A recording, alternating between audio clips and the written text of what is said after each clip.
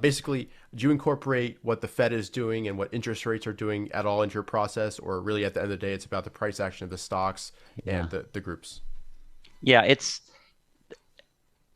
I'm not smart enough to take all the macro picture and such. I mean, I try to figure it out, or I try to have it add to it. But when it comes down to is the reaction in the marketplace, the Fed can say everything they want, but if the reaction is different, and that's why, I mean, when I came back into Ollie again, it's a stock that I've listened to every single conference call.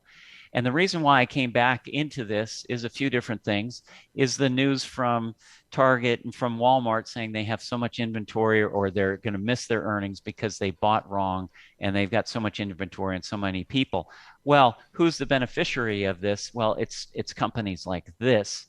I took that into factor, but then also they came out with an earnings report that wasn't very good. They missed their earnings, but on the call they said, "Hey, yes, we missed our earnings, but things are getting back to normal before the pandemic." And Right. you pick up on things like that, and the stock immediately traded down when the earnings came out. But as the conference call started and I started listening to it and they started saying positive things, that thing started turning and going higher. And that's where I first started taking a position in it. So a lot of it is not just the news itself, it's the reaction to news.